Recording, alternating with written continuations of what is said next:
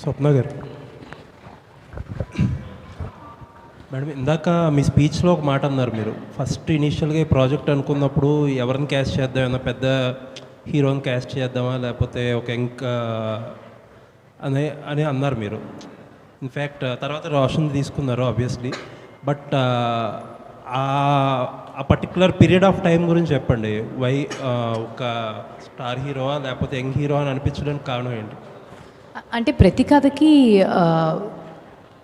Obviously చాలా సినిమాలు హీరోని అనుకుని కథలు కూడా చేస్తాయి. బట్ మేము కథ అనుకున్నాకే హీరో దగ్గరికి వెళ్ళటం అనేది జరుగుతుంది.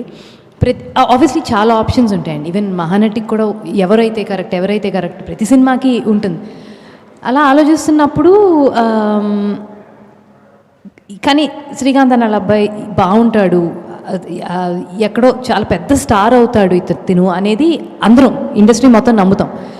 తను బట్ హీఈస్ వెరీ యంగ్ అనే ఫీలింగ్ ఉన్నా కూడా ఆ ఫోటో చూసినప్పుడు ఎస్పెషలీ వెన్ ఐ హర్డ్ ముందు రోజు ఒక narration, one of the narrations విన్నప్పుడు తన పిక్చర్ చూసినప్పుడు Michael Williams, young, a football player, energetic, something very fresh. He should not have any baggage of what we've seen before. తినైతే బ్రహ్మాండంగా ఉంటాడు అనిపించింది. And Roshan కూడా అలాగే చేశాడు. మూర్తి గారు అడుగుతున్నట్టు నాకు అర్థమైంది మీ క్వశ్చన్. అంటే తన ఈ పెద్దదైపోయిందా ఈ క్యాన్వస్ తనకి అనేది సెకండ్ హాఫ్లో. అంటే when I kept telling Roshan also, first రీల్కి 8th రీల్కి Roshan improvement was incredible. I mean అది కావాలనే గ్రాఫ్ లాగా చేసుకెళ్ళాడా అనిపించింది. ఇంత చిన్న వయసులో ఇంత చక్కగా ఇంత వేరియేషన్ చూపించుకుంటా ఎంత బాగా చేశాడు అని అనిపించింది నాకే పర్సనల్గా, ఇంత చూసి నాకు కూడా. అంటే ద పాయింట్ ఈజ్, ఇప్పుడు స్టార్ హీరోని పెట్టాలా యంగ్ హీరోని పెట్టాలనే దాంట్లో first half of the film no brainer అది. ఎందుకంటే ఏ స్టార్ హీరోని ఇప్పుడు ఆస్పైరింగ్ ఒక చిన్న ఫుట్బాలర్ కింద పెట్టాలన్నది సెట్ అవ్వరు. And second half of the film you have enough scope to put a star there. ఇది ఒక కాన్ఫ్లిక్టింగ్ చాయిస్ కదా. అదే ఇద్దరు హీరోలను పెట్టలేం కదా సార్, ఫస్ట్ దాని గురించి ఒకళ్ళని పెట్టాలి. సో ఒక కైండ్ ఆఫ్ కాన్ఫ్లిక్టింగ్, అదే the rise of the hero. I mean champion is nothing but rise of a hero and we just had the perfect hero. Okay. And సినిమా స్వప్న సినిమా నుంచి ఒక సినిమా వస్తుందంటే రిగార్డ్లెస్ ఆఫ్ రిజల్ట్ ఆబ్వియస్లీ మీకు success rate కూడా బాగుంది. అది కనిపిస్తే ప్రతి ఫ్రేమ్లోని ప్యాషన్తో, ఎక్కడ ఖర్చుకి అది వెనకాడకుండా చాలా ప్యాషనెట్గా చేస్తారు. ఇందాక మీరు అన్నట్టు సులువైన సినిమాలు అసలు ఎత్తుకోరు. బట్ వెన్ ఫస్ట్ ఈ సినిమా చేద్దాం అనుకున్నప్పుడు ఆబ్వియస్లీ పెద్ద క్యాన్వాస్ సినిమా.